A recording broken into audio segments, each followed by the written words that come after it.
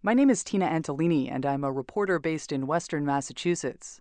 I recently worked on a radio story for PRI's The World about Iraqi Mandaeans. Photographer Gregory Vershbow and I wanted to share some pictures with you. This shot was taken in a Mandaean home in Worcester, Massachusetts. Mandaeans are Gnostics. Their rituals revolve around baptism in flowing waters, rivers, streams, hot springs, that sort of thing. John the Baptist is one of the Mandaeans' main teachers, but to be clear, Mandaeans aren't Christians, and that seems to confuse a lot of people. The Mandaeans' primary religious text is the Ginza Rabbah, or Treasure of God. Before praying, this man, Naji Dawood Tamul, described what you have to do to prepare to hold the Ginza Rabbah. Anybody reading this book must be covered the head. Yes. Must be. And without shoes. Without shoes.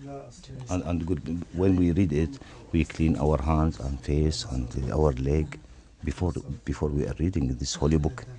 Tamul didn't actually open the book, but placed his hand on it and recited the prayer from memory.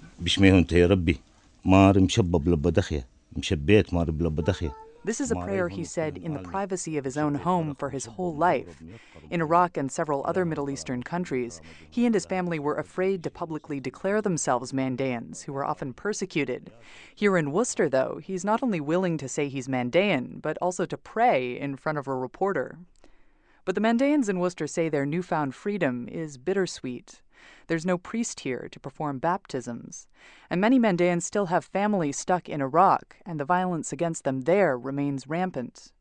This woman, Kisma, is so worried about her children still in Iraq, she's actually become physically ill with irritable bowel syndrome. That's Jabbar Saeed on the left. He goes by the nickname Abu George.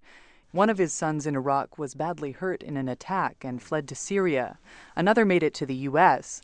Still another son and daughter are still in Baghdad, where their safety is uncertain. I asked him through an interpreter if he was able to communicate with them. Yeah, it's only one time he managed to actually get hold of them through this time and talk to them.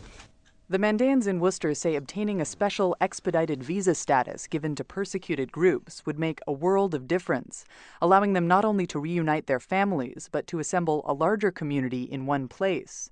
Mandaeans, they say, are spread across the world, a family here, a family there, and the faith has started to disintegrate. Younger children don't know much about their religion, and they haven't been taught the ancient Mandaean language, which very few people know today.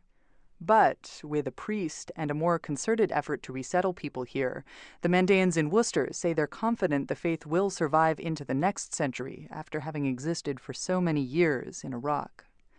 For The World, I'm Tina Antolini, Worcester, Massachusetts.